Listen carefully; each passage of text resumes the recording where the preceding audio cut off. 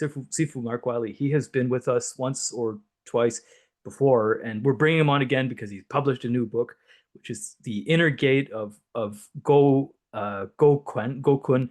Now we can talk about the pronunciation thing. How do you pronounce it? It's pronounced Ngo Cho Kun, and it's spelled Ngo, which so when they say that's Hokkien, Amoy dialect, but of course in Cantonese it's for five, right? So they call it Ngo Kun, right? And in Mandarin, with my bad pronunciation, it's Wuzu Chuan. So it's five ancestors fist. And this is the founder Chua Gyok Beng, who died in 1901. And he created in the late 1800s in Quanzhou, China. And that's me, and this is my late Sifu Alex Ko. So now this is an incredibly important milestone book. As you say, your late Sifu Alex Ko requested that you should write this book, and it took you a relatively long period of time to get it out. Am I right? How long? It took 5 years. I started it when COVID started because I thought, look how much time I have. We're just sitting around. I'll have this thing knocked out anytime. I mean, this is my 16th book. So it's maybe the 11th martial art book. And my last one that was about this size was in 1997. It was called Filipino Martial Culture, published by Tuttle Publishing.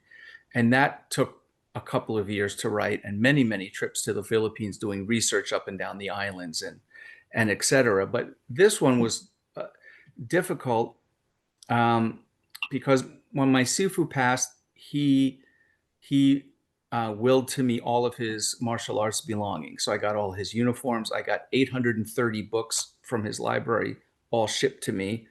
80% in Chinese, including some rare books on this art, a five ancestor fist. But all along, he had been so open with me, sharing everything since I met him in 1994 in the Philippines. So he was born and raised in the Philippines, which has the oldest Chinatown in the world. Manila's Chinatown is called Binondo, and it's like 400 years old. It's the first established official Chinatown in the world. And our art moved from Quanzhou. The master had 10 so-called tigers, or 10 top disciples, although there were many other disciples who did more to spread the art than some of the tigers. But our master was the fifth one, and he's regarded as one of the Quanzhou five tigers. And then some time passed, and then there was the later five tigers, and their art looks a little bit different. I guess he progressed more or changed or whichever, but they sent him out to the Philippines in the late 1800s, 1898, I think. He traveled to the Philippines and started teaching, and then his son was sent there in 1932 to form the club, which is Bengkiam, which is the oldest Kung Fu club in the Philippines. And then my teacher was the chairman at a very young age of that club, made chairman, and he wrote several books on the art, many articles, and then he and I got together and did more writing and videos. And then he got real sick and was passing away. And he said, let's record more stuff and do more interviews with me, and I'll get you the rest of everything that you need and write something else. And yeah, still tears me up. I had a picture on my desktop background on my computer background because while I was writing it, just so we could be together. Oh, that's heartwarming, and I'd like to pass along my condolences, and also condolences on behalf of DAOI as well. Yeah, So, thank you. Yeah, he did pass 9 years ago. Unbelievable. I mean, it seems like 2 years ago or 1 year ago, and I got to see him right, a few months before he passed. I had traveled over and spent time with him a few weeks, but yeah, he's just was tremendous. And yeah, got it. yeah. It's really interesting. I just looked to my side and look what I came across. It's actually one of your books, That's right? an old one from I think 2000 or the 90s. It's definitely more than 20 years old. Just so anybody who's washing the dishes or driving the car or taking a walk knows, it's Qigong for Health and Well-being, which was written together with you and Huaxiang. Ho Xiang. Yeah, he was my Qigong master then. Really And cool. yeah, spent 12 years together, and we wrote that primer book on his method, his methods. And Yeah. yeah, just a little book. So Yeah, young. so but a little bit powerful. So now I'm gonna call it five ancestors. Okay, I'm gonna Or get call it myself out Wuzu of trend. the That's yeah, fine. You can say Wuzu. sure. Most people So do. this is a really foundational style, I think, in South China for more than one reason. So I want to just follow a couple of different lines of inquiry here. Number one, is it correct to say that there's sort of a constellation of Southern styles which are mutually influential, and Wuzu Yeah. Chuan plays a really important part in them? Yeah. So Chua Gyok or in Mandarin, Kai Yuming. Okay. Chua Gyok he was wealthy. His family owned a sauce garden, soy sauce and other plant sauces that they use for food. So, and a lot of the wealthy merchants had kung fu masters staying with them or other masters of different arts to teach. So he had different teachers coming while he was growing up, teaching him. His first art was white crane, Fujin white crane. And then um, he heard of this great master named He Yang. And He Yang was a master of what we call Tai Cho Kun or Taizu Chuan from the Song Dynasty, Song Tai Cho, we say, Song Taizu, excuse all my pronunciations, dynasty. And that art was a long fist strike, northern long fist, that came south at the time of General Qi Jiguan and merged into a short strike system, which is now the southern Taizu system. And so he learned that system, and then he learned others. So the five arts that make up the five ancestors are all Fujianese arts, which include, in the signboard above me, it has it there. It has the saying. So I'm looking in a reverse mirror, so I don't know how to video. So that one, I think it says Damo Body, which we call Tachun Kun, right? The Tachun fist or Damo Datsun respecting boxing. So that's the breathing exercises, the Qigong, the iron body training, the Qi packing, the stance, and the mind things. And all those elements are in separate chapters in the new book. Deep down dive into that. And the main form of the Fujian arts, and especially of this one, is called Samchen or Sanjan. And Samjen or three battles is the mother art, and it comes from the Bodhidharma system, what they call connect to his name. Then there's the Tai Cho Kun or the Grand Ancestor Fist, and then next is the Lohan Fist, Lohan boxing, Southern Lohan, not Northern, and then the Monkey Bit Fist, and the last is the Crane boxing, the Fujian White Crane, and so it looks similar to crane, and then it looks similar to Fujianese monkey, Fujian monkey, which is different from the Ermei, with their jumping and rolling and doing all this goofy stuff, northern stuff, not goofy, but for us. And it's very similar to dog boxing, Fujian dog boxing, the Fujian monkey. And Ngo Cho is now the #1 most popular art in Fujian, established by the Chinese government, and it became listed among the national treasures of China, natural cultural heritage. It was nominated in a few years ago, and that discussion of that and the related articles are in the book as well.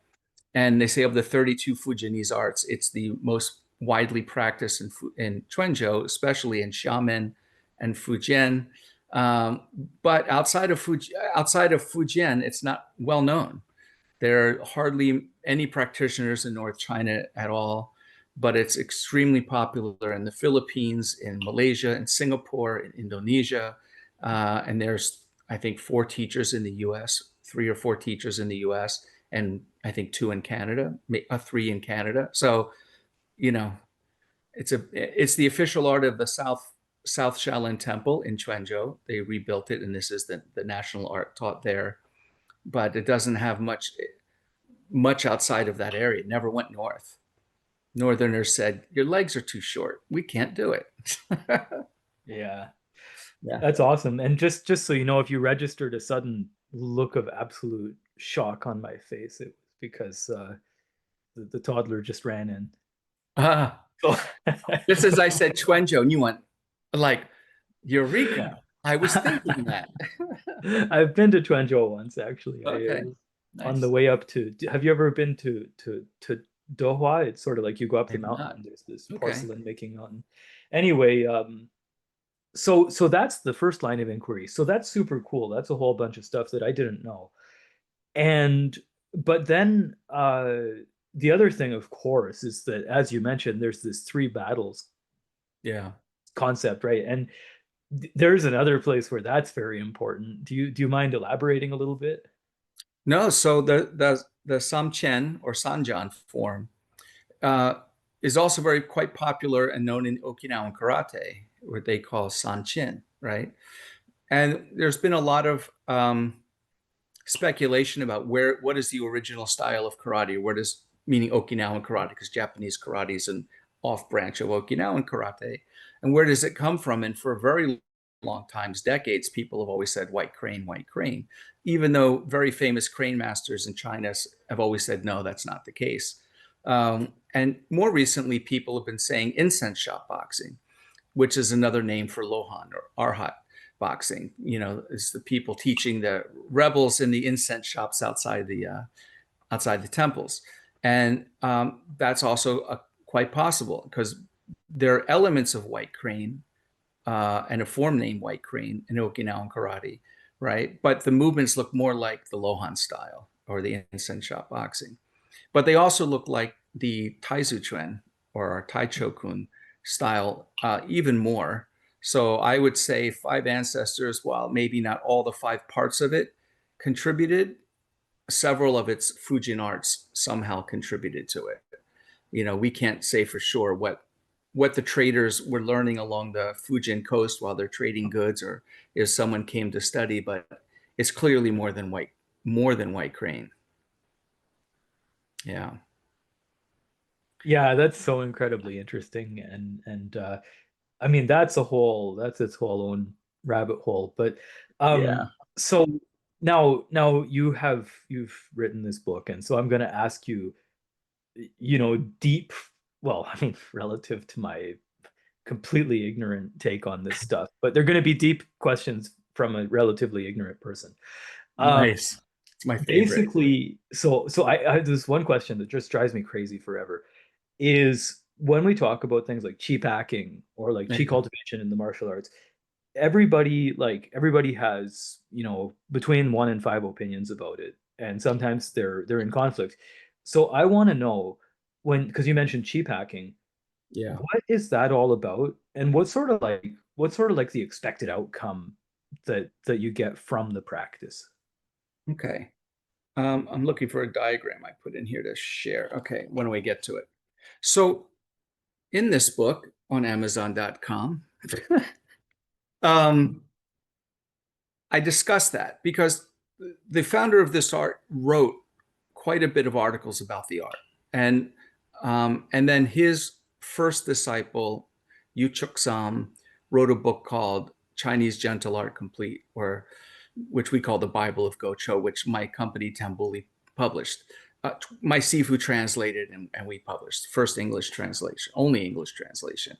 And in that book, they describe the posture, the body, the internal, the external, the reasons for training, how to hold the stances, and all these things.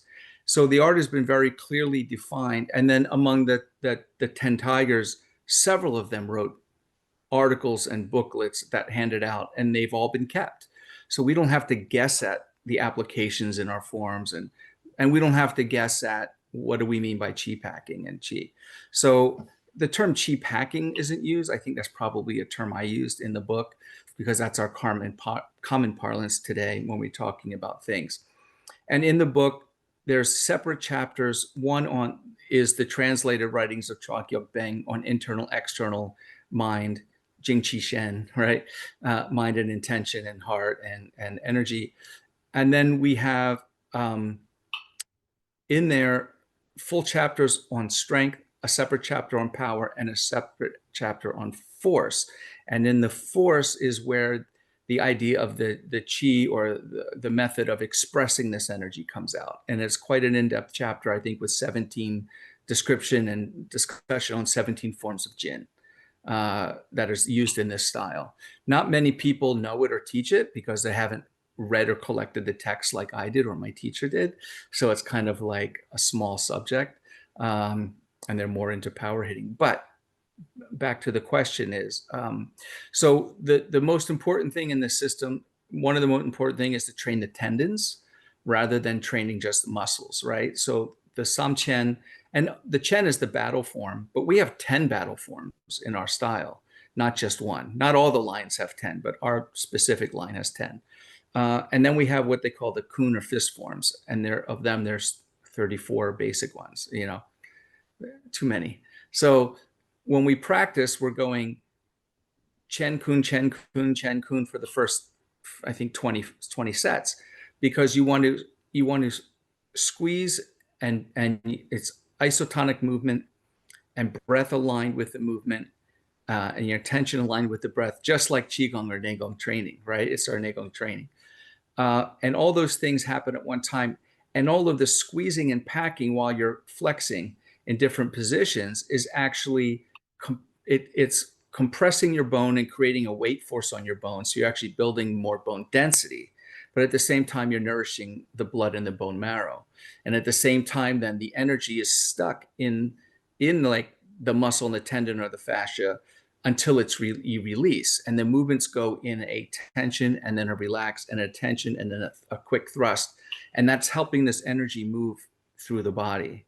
And then we have the idea that's common in Qigong of move Qi to Dantian, right?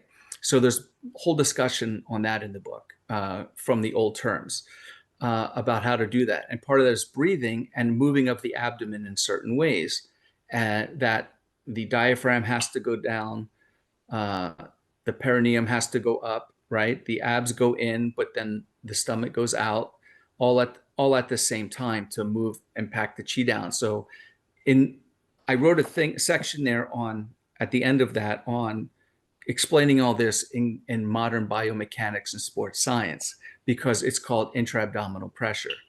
And when you're doing it down lower, that's what we call packing Qi or sing Qi to Dantian, right? And then I created the dynamic force momentum transportation cycle, which includes Jin and the expression of that right across it. So we're having this cycle there of how to do it. And part of what that is using the rebound force from the ground to come up, rotating the waist.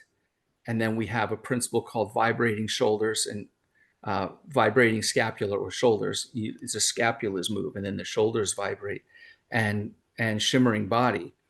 And that helps the energy move from the dantian up and out the arms and the fingers. So it sounds complex, but it's not that complex, because it starts with the first training form and then progresses from there.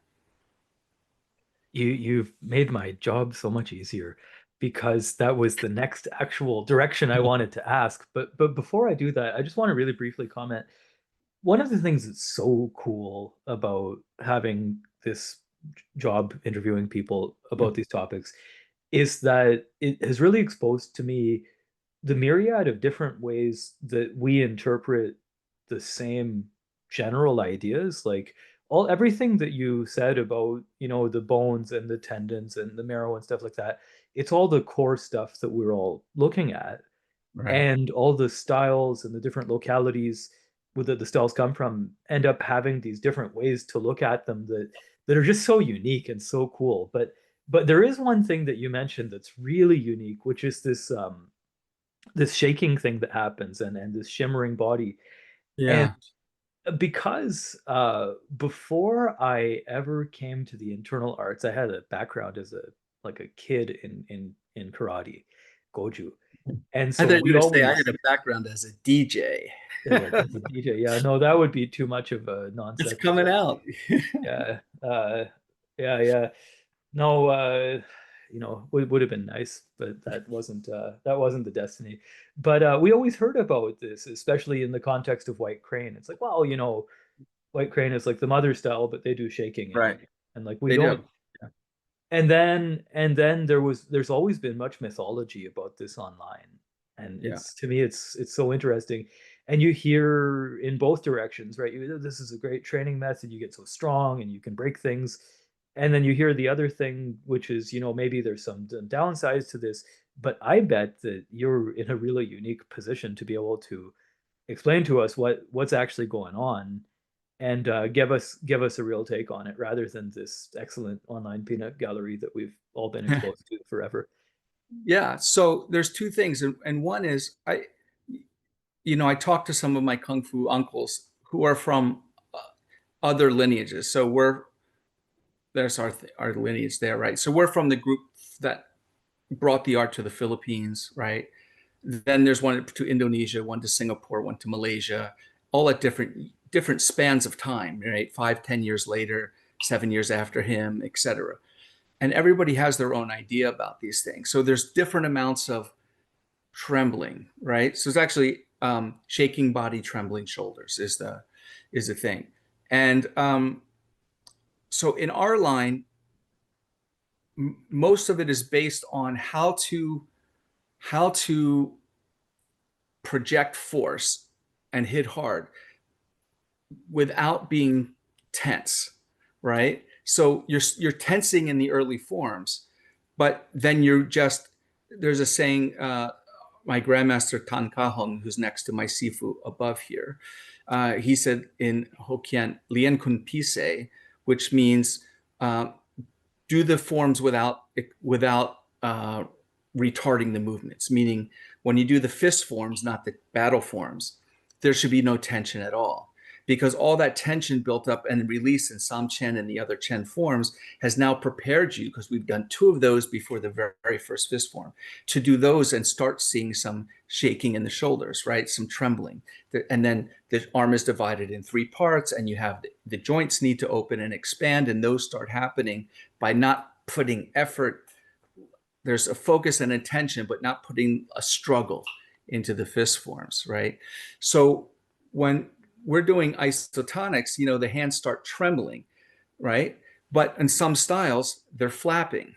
Now, for me, this is the part that makes no sense to me, right? I can see if you're whipping your hands and you're relaxing, they can shake. But the we call Calcut or Kyung Kit in Cantonese, the oral key, doesn't say the hand shakes or the hand wags. It says it trembles, right? So you get that tremble through the isotonic and isometric training, right? So then when you don't have it, boom, and it goes, the energy, the force goes through. So when we hit an object or each other, we can feel that impact in a way that's different from just a regular fist, right? And the styles that are shaking a lot, where they're shaking and not trembling, how do you hit somebody? And none of them can give me the answer on, how do you hit without it hurting your hand, because you've never prepared those shots. There's too much wiggling, and they're saying, well, that's the higher internal art. And I say, okay, maybe I don't understand it. So I'm actually talking with one of my uncles, kung fu uncles in Singapore about this, who was senior, and his father was the teacher who came from the grandmaster who took the art to Singapore. And he's very kindly going through it with me, and I'm very grateful, but I'm still not grasping it yet, because too much soft to hit something doesn't provide that impact force. And now some of the styles are wiggling a lot. They're like really shaking and wiggling. And for me, there's a difference. One is, are you holding and shaking? If you're shaking in a way that you're holding the energy inside your body, right? Anybody can wiggle. I can't dance, but if I could, anybody can wiggle and shake. But the energy is inside the body. What you want to do is project it out of the body. So you want the energy to come up. First, you want to lower your center of gravity, so you have a ground force. Right? So the rebound force from the ground comes up like bouncing a ball, and that sends to your hips, which rotate. At the same time, you get the shake in the body, and then the shoulders vibrate, and then that comes out at the hands at the end. Boom. And you can see the energy down the arm. And then when you hit somebody, it's straight and direct, rather than, because we're on all the moves, we're projecting the energy outward rather than holding the energy in. So I'm not quite educated on how this how holding the energy inside can be effective for striking, as I'm sure, as the conversation. But when I learn that, I will be happy to share it. That's awesome. That is a cool and concise answer. But one of the things that made me wonder is, do Southern arts have this concept of sort of some part of the practice being martially inclined and part of it being health inclined, and there being sort of a crossover there? Could there be something like that going on? Well, there are some, okay. So my Sifu happened to do both, right? He also practiced Luha Bafa and Jianzhuang, and he practiced Xingyi, right? And Wu style Tai Chi. So he was just like us, love every martial art and just wants to do them. And books on diet and therapy, and always went to the Chinese doctor. Didn't work, uh, um, but most of these styles I don't see being well-rounded that way unless a practitioner in particular, say for example like myself, has studied Tui Na and massage and herbology or acupuncture or qigong in some way. So most of the qigong is the jianzhuang, right, or the standing. We have that. Some of the guys stand just flat, some this way, some stand like this. I use that method, but we also, because and we talked about this with on one where we did a joint 3 people call about the Yi Jin Jing and other things, that our Sanchen is an outgrowth of the Dajin Fa, or the Southern Yi Jin Jing, which is the one without all the movements, just the hand and wrist flexing and changing the arm flexing in different ways. And that became then flexing through movement in our Samchen. So it starts with that Damo method, right? So we have a meditation, at least the way I'm teaching it, and we have the standing practice, and then we have the Qi practice and the Neigong practice in the beginning. But a lot of styles don't. They just want to fight, or either just do forms, or they just want to do the fighting part, right? Train hard, kick the shields, fight, enter sanda, etc. So I just think it's probably more individualized than not. Although here's a very interesting thing that I hadn't realized till I was doing the research for this book, is that Chua Gyok Beng, in his 20s, passed the Chinese military examination. And then he also was an orthopedic bone setter and an herbalist. And his first 5 disciples, including my Dai Sigong, great grandmaster, were all bone setters. They all passed the military examination, and they all wrote. So they're like scholar, warrior, healer. And then my grandmaster, he died before I started training. He passed away in 1990, I think. In the Philippines, he was also a Qigong teacher and a bone setter and an herbalist, right? So my Sifu was not all those things. It's like an era past of people who was like that. And a lot of the Ditta, right? The Ditta medicine and the bone setting is like the Southern Kung Fu stuff. They do that. But I think it's rare today. But it was interesting to me to see how many of the first, three generations of this art were all inclined to military exam academics, right? Medicine and martial arts. It's quite fascinating. Yeah, well, it made me have this thought, like when you look at the background of most of the really popular Chinese styles, they come from these people who were really like Renaissance people, right? Like they Yeah. really had this broad sort of spectrum of abilities, and they were really into cultivating themselves. And then now it seems like we kind of go into camps where, you got the bruisers who like to Right. get bruises on people and don't mind getting bruised, and you got the health crowd, and you got the forms crowd, and then some people try to straddle it, and but we all end up kind of thinking poorly of each other.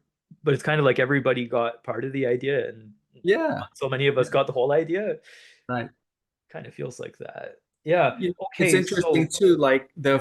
in Fujian, the lion dance they do is the green lion, the Fujian green lion, because it was like the spirits to scare away the Qing, right? They were all these guys, Chua Gyok Beng, they were freedom fighters fighting the Qing to restore the Ming. All stories about that in the book. And he met Sun Yat-sen, and our group had a crossing, and Sun Yat-sen wrote a calligraphy for one of the clubs under the name of Chua Gyok Beng's Sungyun was his name, another name, and they made a medicinal. He made a medicinal wine. It's like a didajao with that you could also drink. And Sun Yat-sen liked it and said, "Give this to our revolutionaries." And he wrote a calligraphy, and that calligraphy is in the book. And like, I had no idea all those things were there until I started. I mean, there's 9 pages of references in the book, but there was 25 originally. I just ran out of pages without making the book more expensive. But there's 90% is in Chinese. I spent most of these, 7 years, 5 years writing this. Was the first 3 years translating, and that was before the AI was super quick. It's like, send to a translator, come back. That term doesn't mean this in martial arts, send it back. Then it's in Mandarin, and I need to get the term in Hokkien. It was rough. It took a long time, but I got, I don't know, maybe 60 articles and notes and Chinese books on the art translated. So that offered a lot of information that I hadn't known prior to doing this book. I think this is, the message to everybody who's listening right now, that if you're interested in this style, I mean, look, Sifu Mark has gone to great lengths to do this. This is not a random passing book. That's really serious, and I'm very impressed and thankful that you're a person in our community who's like taking the time to do such detailed things, because this is it's not so common to have that level of passion for your whole life. But I'd like to add in something. yeah. Because I got off track while I was talking a moment ago. I started talking about the green lions. And the reason I was is because our club used to do all the lion dances, and the Taiwanese government would come to the Philippines, and our club would protect the emissaries and the delegates, do kung fu demos and stuff, and have free port in back and forth to Taiwan.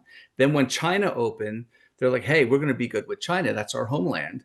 Our masters from Quanzhou. And they started going to China, so Taiwan blackballed our guys, and none of the guys could travel to Taiwan anymore. All their passports were flagged and everything else. So all those stories are in there too. But one of the things we lost from my grandmaster's time to my teacher's time is the lion dance. We lost that in our club because there wasn't enough money. A lot of clubs, kung fu clubs, make their money doing lion dance, and they do the Cantonese lions, which are the big heads you put over. The green lions you hold in front, and there's a long tail, but it's like a shield right in front. And it's Guandao against the lion, and the drum beats are like it's fast triplets. Whereas in the Cantonese, like you're used to hearing, and nobody's hiring the green lions because they're for like scaring away spirits, auspicious things. It's not for weddings. It's not for store openings. It's not for, so they were like, well, not enough money to be made. We can't use the time teaching the kids how to do it, so they'll know what to bring forward. And our club lost it, but there's clubs in Malaysia that are doing it all the time. And it's great to see them so active with it. Like each club lost something, but kept something, and that's really, really cool. That is really cool, but don't give me any ideas, Mark. I don't want to be thinking about putting seventh chords in with Seventh chords with the right. with the percussion and Seventh chord Cessna. We're talking. That's right. We're talking about martial arts here. Yeah. My mind Yeah. jumped So right I to that. play I Cantonese. I play when my students practice or we do demo. I just hit the Cantonese drum. Oh you yeah, know. yeah. But Yeah. I don't know how to do the Fukian line, although I've got 2 here for my Sifu on the wall. Let's see if I can show you here. Oh, cool. Right. Oh, wow. There's one. That's it. Oh yeah. You know, it's in a Oh wrapper, so there's a long. You can see the chin hair hanging down, so it's actually yeah. across the whole beard.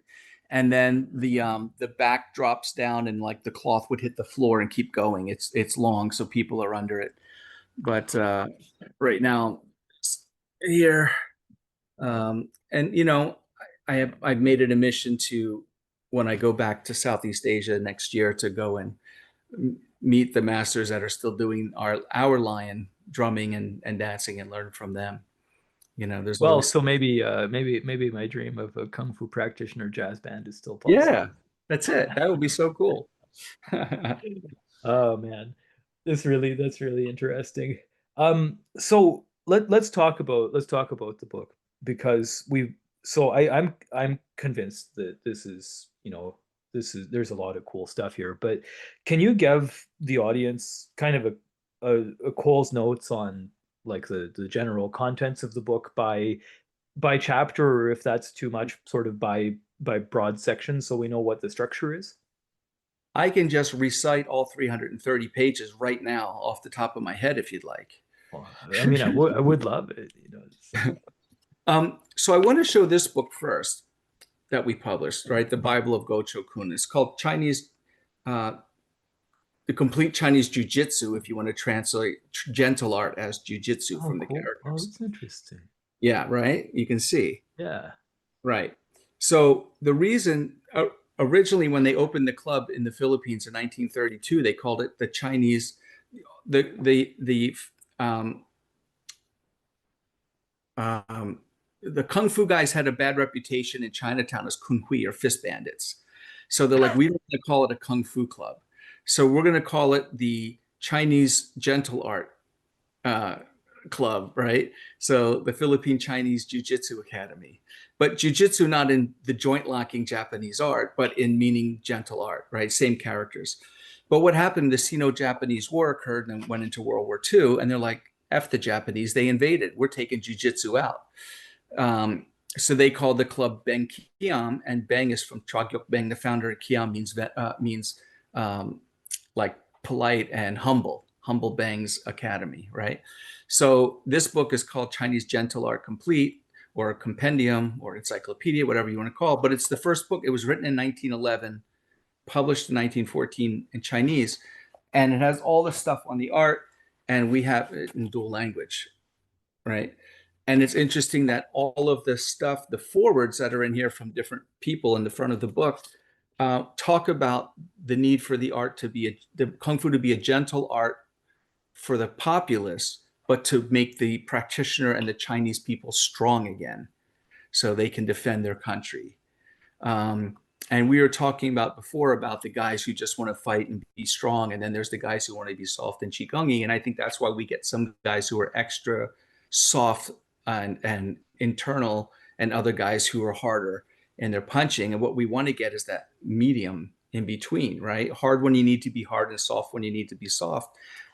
Because there's whole sections from the founders writing about moving from soft to hard and hard to soft. And that leads to Innergate, which is the indoor teaching of the art that I received from my Sifu that many of my Sihing didn't receive from their Sifu. He decided to write a book in 1980, and the master said, okay, come on Tuesday, Thursday, or whichever 2 days. They weren't having normal class. And he corrected everything. And he said, but I've been here since 1962.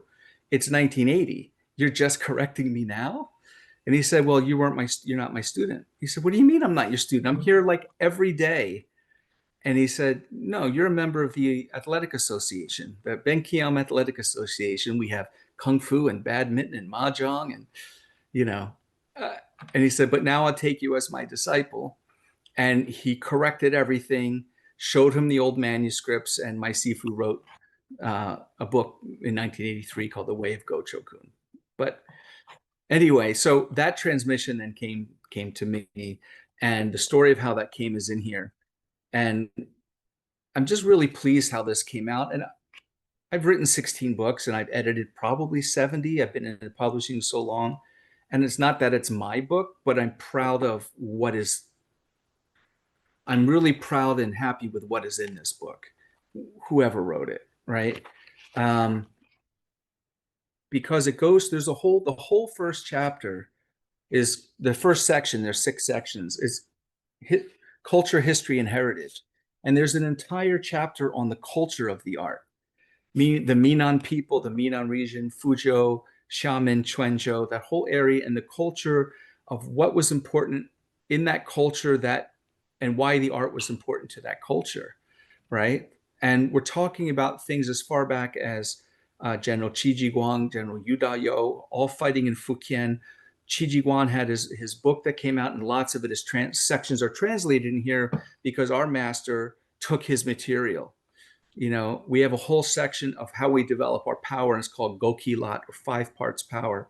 And that comes right out of Qi Jiguang's. When you have a military, you need 5 sections. There's the head, there's the 2 arms, the waist, the 2 legs, and you have to approach this way.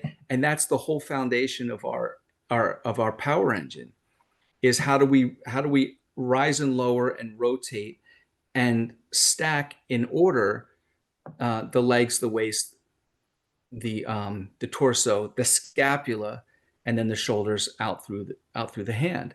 And that comes from the idea from Qi Jiguang, and then developed through Chogyok Bang. It's so fascinating, all the history stuff, because we talk about Kui Seng, the god of literature, and here's pictures within our art of that, his posture within the forms. There's 2 Kui Seng forms that are special forms that we do. The old Gocho Bible, and then these is what I had for a long time, because the Bible was lost, and then Lion's Book in Taiwan republished it in, I don't know, 2 years before we did our translation, which is over here in English. And then another secret handwritten manual was found in China from a great grandson of another one of the masters. And, you know, it's like all that stuff is in here. And then I was lucky to find a handwritten manual on 5 ancestor fist on medicine, blood points, pressure point striking, and acupuncture and herbs, all in handwriting. These are just a few sample pages. And all these old texts, you know, images are here, and translations in this culture. The intangible cultural heritage, and we're in group 3 when the nation started doing it for Fujian. The research and exchange groups that started 25 years ago. And then I sponsored, our group sponsored the first Western 5 Ancestor Fist conference here in 2017. We had people from all different countries come out and participate in our conference. It was 3 days of training. And then how, like, Ngo Cho is now officially in elementary education, college education, and there's aerobics made from the movements of the style. It's like huge now in Fujian. Chogyok Bang's a whole thing on Modek or Wuda, right? And Chogyok Bang's writings about it. I have all these pull-out quotes from the different masters. And then historical development, chapter 2 with General Sung Taizu, right? Going all through Qi Jiguang's material and Yu Dayo's material, and the White Crane manuals that were found, and the Shaolin Short Strike Boxing Classic, and how much came out. So here's pictures of that, from sketches from that book from the 1800s or 1700s, and here's our related images. And then the Bubishi, right, or the Wubeishi, right? And then images from there, and the exact images that we have in our style, same techniques. And you can see all these connections in there going through, and then all the disciples of the arts and their pictures and their histories and their people in their clubs. And here's all these karate guys who went to Fujian I can't even do it backwards, to research their arts with members of our club. And it just goes on and on and on through the history. And then it goes into a long, deep history of our line, because I wrote the book. So we get a long history of our line. You know, of that club, and then how my club started. So I'm only the second club or group recognized by our line, Benkiam, to have a branch school. The first one was Ngo Cho Kun, a teacher whose school was called Tsinghua, and he passed away in the late 90s, and his students just then remerged back in with Benkiam. And then in 1997, my Sifu said, we need to open up a branch in the United States, but you can't call it Benkiam because we're the club, right? And you have to have a name. So we're going to give you a name. And this banner back here is the official banner from 1998, where the Benkiam Club officially recognizes the Beng Hung Association to teach the Orthodox 5 Ancestor Fist. And I'm the only other club recognized. There's other teachers who have their groups but within our group, nobody else had the traditional permission. And what interesting about the name Beng Hung, so it's a combination of Tragyuk Beng and his fifth disciple Tan Kyung Beng and his son Tanka Hung. So it's Tragyuk Beng Tanka Hung, my grandmaster, right? So Beng Hung. But it also means Beng Hung. So there's how we're going to tie it into Taoism, because I know that's what you want to do. Beng Hung is the name. Let me read here so I don't get it wrong. In Chuangzu's inner chapters, right? The first chapter is Free and Easy Wandering. And he presents a parable of the giant fish Kun transforming into the Tai Peng or Da Peng bird, right? The great Peng bird or rock, we call it. Symbol of transcendence and the potential to rise beyond conventional limits. The Peng echoes Tang Kyung Beng's nickname, which was Tai Peng, Golden Rock Tai Peng, the Golden Rock. And that comes, and in the Chuangzu, one idiom says Bang Hong Mo Yuan, which means when the wild goose calls us is not so far. And so it has the Bang Hong is in there, meaning that implies that true talent requires no display. Excellent is evidence without boasting. It ties into the Ben Kiam emphasis on humility and virtue through the Modak. So there's our little tie back in the name Bang Hung into Taoism. Anywho, so those are the initial cultural and history and heritage chapters. And then the next section of the book is called Foundation of the Art. And we talk about the 5 ancestral styles, but rather than just naming them, it's always like, oh, white crane fingers and Damo body and Lohan steps and Taizu feet and monkey palms. You know, there's like these little snippets. I go into a whole deep dive into each art and what is pulled from into this art. So that was the Damo cave, right? And there's Damo behind me. And then the temple where Chua Gyuk Beng learned the Samchen with the Datsun Chuen teacher back in the 1800s, and how it came forward, and then grand ancestor boxing and same thing. And then it lists the forms in our art that are representative of those styles. Now, I think none of the forms in the art are actually found in any of the other styles aside from Samchen, although the names are found all over Fujian. Like everybody has the cross pattern and everybody has the, 4 doors, striking the 4 gates or whatever, but they're different choreographies. So Chua Gyuk Beng was really good at creating tons of forms. And, but they all have an emphasis, a greater emphasis on one of the 5 ancestors, although every form has all the ancestors in it. Because if you're doing a palm strike, say for the monkeys, or arm lock, there's all the China and grab and locks is from monkey. You're also using the steps of the Lohan and the legs of the Grand Emperor and the body of Damo, right? Because you have to compress and expand and rise and twist and use your breath. And there's a whole thing in here on breath. And then the characteristics of the art. And there's a thing called extend 7, retain 3. And I have lots of diagrams I created. I didn't draw them. All the maxims and sayings are pulled out in Chinese and English. The directions of the movements and what do they mean. And here we have the 5 speeds and 7 fists, shaking body and trembling shoulders, and how that's supposed to look. And then it tells you how to develop it. And here's the lower abdominal breathing and how to tuck the tailbone and why, and the stance and where that we pull the thighs together, not the knees, because if you pull the knees, you create your center of gravity dips forward diagonally. And by pulling the thighs, you're protecting the groin, but you're also strengthening your hip flexors and thighs, and then the knees get rounded, and then the feet go in that direction. And just all this cool stuff. I mean, shit. And the whole thing on the breath science and how to breathe, and then lots of diagrams on the vagus nerve and VO2 max and the lung capacity and the direction of the breathing and the abdominal cavity with arrows to show you how it goes. And there's all the explanation for doing it too. Here's some more diagrams. And then over here are the rules for when to inhale and exhale while doing techniques. Because part of the whole style is it's a Neigong style and it's energy based on breath and form. So when you're striking, do you breathe out or in? When you float, sink, swallow, and spit, and when you're combining them, like swallow and float at the same time, or swallow and sink, like taking an arm down, taking someone down, there's a certain breathing to go with it.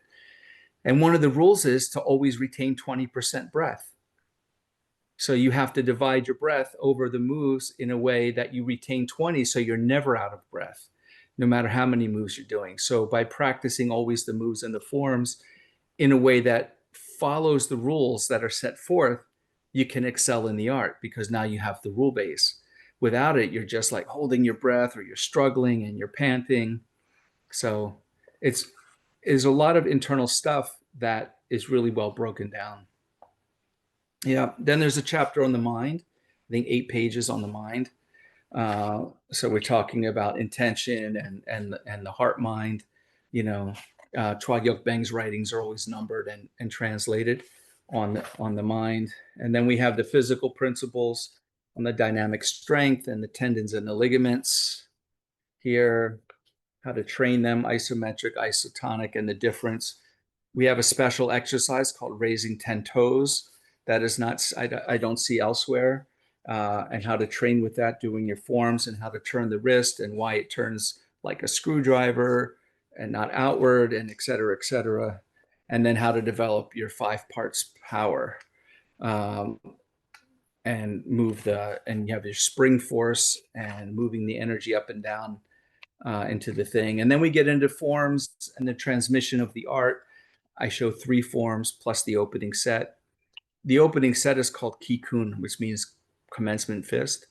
And it's like 8 sequence of 8 moves that every movement in the whole style is based on those 8 moves. And you don't realize it until my teacher told me before he died, while I interviewed him about forms. And I was like, wait a minute. So we said, yeah, because you do the movement and your hands are down and you're gripping and turning and you're pulling up and then you're thrusting down to the ground and then you're coming high and then you're sinking low and you're pulling back and forward and going out and coming back and going forward. It's like, yeah. So when you're doing Samchen, you're going out and you're going down, you're coming up, you're pulling back and you're going forward. So it's 3 directions, but it's all perpendicular and parallel. And then the next Chen form, you're going down sideways and you're coming up this way and going down, then lifting and turning that way. So now you have multi-directional and 3 levels of technique, where in the Samchen it's 1 and it's only perpendicular. And while you're turning and going down and going up, it's the same sequence as the opening set, but with different hand shapes in a different direction. But it's exactly the same sequence. And it's like, so all that's explained in there. And it's like a big eye opener. Like if any style had that kind of context, it would be amazing. You know, the arts would be so easy to follow and develop instead of everybody trying to recreate. What is the meaning of the form? What's the original form? And well, who said the original was the best? Number one, you know, things progress. But also, like everybody, there's this little cottage industry of people online trying to reinvent what are the forms mean. Oh, this form is really all grappling. No, it's all trapping. No, it's all pressure point striking. And you're like, well, guess what? In this art, all that crap was written down, and every technique has a name that's in the forms. Every technique. There's nothing that doesn't have a name, right? So if you know the name of the movement and you're doing it in the form, then you know what the application is because that movement has an application. It's also easy to follow. Yeah. That's my spiel. How lucky people will be to have this book. Yeah. Just outstanding. Nobody does that.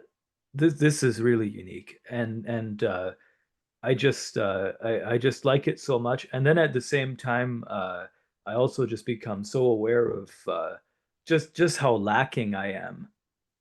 So I bow to your excellence, Mark. This is just outstanding. Okay. I bow to myself too. Thank you. Thank you. I'm very humble too. But, you know, we can't all know everything. And I had a teacher who gave me everything.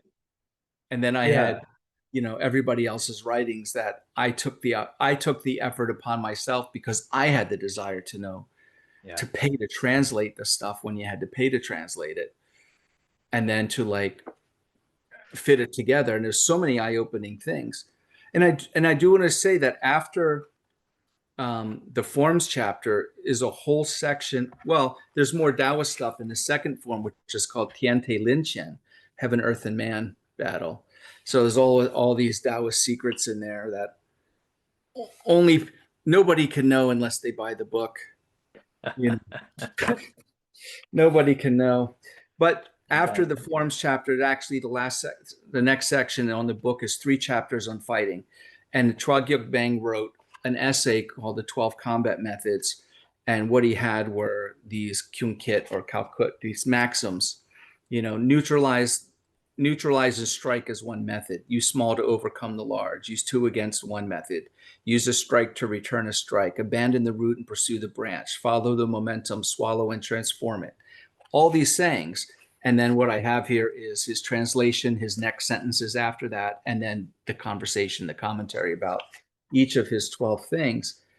And then we talk about in the next chapter how to engage the opponent.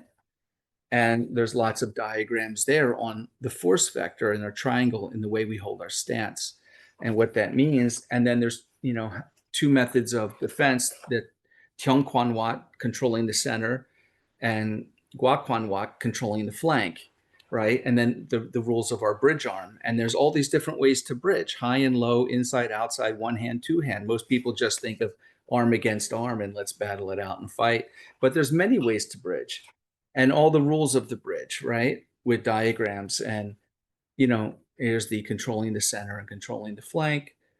And then all these maxims about it, and float, sink, and swallow, spit. And then the logic of combat, and all these things: initiative and judgment, deception of direction, time and momentum, range and footwork, softness against hardness. And all the sayings in red are all the Kyun Kit, are all the sayings. And then 41 techniques shown. And mostly my teacher doing them on me. And those 41 techniques are divided by single arm does everything, then 2 hands, but they do separate things, right? Like one does something and one does something else, like a check or a parry and a hit. And then 2 arms moving together to do the block and hit at the same time. And then the third is lower ground fighting. So hands on the ground, leg sweeps and takedowns and scissors things and all the stuff, because we have all the levels and ranges within the style.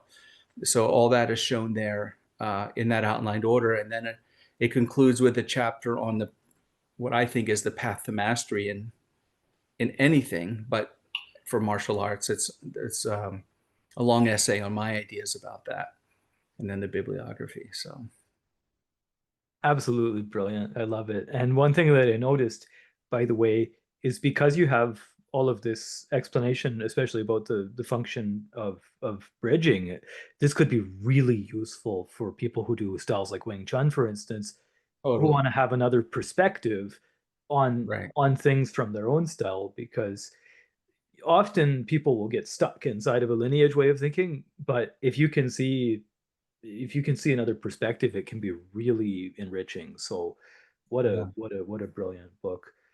One thing I'd That's like, just a yeah. quick comment on bridging, is that a lot of arts, you know, Southern arts have bridging, right? Hung Gar has bridging, and Wing Chun has bridging, and Bat Mei has bridging. But a lot of practitioners, I don't know if it was the rule of the art, but a lot of practitioners today spend an awful lot of time in the bridging or on the bridging, right? Their whole style is almost made up of who can fight over the bridge or with the bridge, right? Or on the bridge. And for us, it's don't even use a bridge if you don't need the bridge. And then when you connect the bridge, right, destroy it, cross it, or move it ASAP, and don't lose the plot, which is you need to take out this guy to end the encounter. So there's not a lot of training like a Tui Show, a push hands, or a Chi Sao. We have a Chi Sao like thing, but we call it Ting Show, right? Listening hands. And but the training is just get to your position and control the opponent so you can finish without them countering. rather than a constant back and forth and who can win and back and forth and who can win. Because then you're just, in our perspective, you're just getting good at that game, at that drill, rather than learning how to exit the drill and finish, right? Like on purpose exit it, like, but you have to earn the exit. And it just means how to control the opponent, right? How to control their limb or move yourself instead of the opponent, right? And you can move your range or your gait or your height, in addition to all the float, sink, swallow, spit, and however many hand techniques or leg techniques. But the bridge is just, it's no more important than the final, the final blow or the first blow. It's the art isn't wrapped on the bridge, but there's plenty of bridge content there. Yeah. Brilliant. That's also a good thing to keep in mind because that's important advice for a lot of people, right? Don't get stuck on one part of the encounter. It's a part Right. of the encounter, but you're gonna have to know how to actually finish it. So this is very, very good advice. Thank you, Mark. I'm having a nice time. Um, why don't we round it out here? Mhm. We're gonna put obviously the link in the description for where you all can buy this book, which I highly recommend. Um, and do you have any closing thoughts? Um, I think humbly that anyone who has an interest in traditional martial arts or traditional Chinese martial arts um, would be interested in the content in this book, whether it's 3 of the chapters or, maybe they don't care about the culture or the history, but all the rest of the chapters would be relevant across all those styles, especially as this art is a combination of the most popular, of 5 of the 7 most popular Fujian arts. Um, and the amount of information, it's not like it's all my information. It's information from, this book, The Bible of Ngo Cho, came out 110 years ago. And this is the next most in-depth one available. And it's only that in-depth because of the writing of the founder of his 10 Tigers, of their first generation, second generation students that came before me, and the books that were written on the art and all of the articles. So I'm not saying that I made this up or it's all my knowledge. It's just that I happen to be the person in the English language who had the desire and the inclination and a promise to a Sifu to create a really comprehensive book on the art. But it became over time comprehensive, I think, for any of the Southern Fist arts or Okinawan arts, only because of the amount of information that I was able to get, plus my own training of 30 plus years in this particular art and Chinese medicine and background in anatomy and physiology to explain everything in Western terms and take out the mysticism stuff. The old Chinese language is there in the grandmaster's founder's writing, and then the explanation is in under it. Like what this means is we're transferring Mhm. force from here. There's a lever here. We're doing this and that. But I thank you for the time to let me talk about it. I'm still excited about it. It just came out not even a week ago. So I'm still kind of like it's sitting in my hand, and I spent so long working on it. I didn't realize it was going to turn into what it became, and I'm just happy to be able to share that wisdom of these generations of masters before me, with the current generation, to try and put the stuff that's missing or unknown or held secret back to make it the general knowledge again, rather than the inner gate knowledge. Yeah. Awesome. Awesome. Well, thank you very, very much for joining us today. Thank you. And okay, well, guys, you heard it here first. You know what to do. And Mark, can you please stay on the call for a second? I'm just Of gonna course. close it up. Okay, so this has been Sifu Mark Wiley. You know what you must go and get yourself a copy of the Inner Gate of Ngo Cho and learn it and apply the knowledge because it is applicable. It's real. There's something in it for you. There's probably multiple things in it for you. And other than that, we'll see you all in the next one.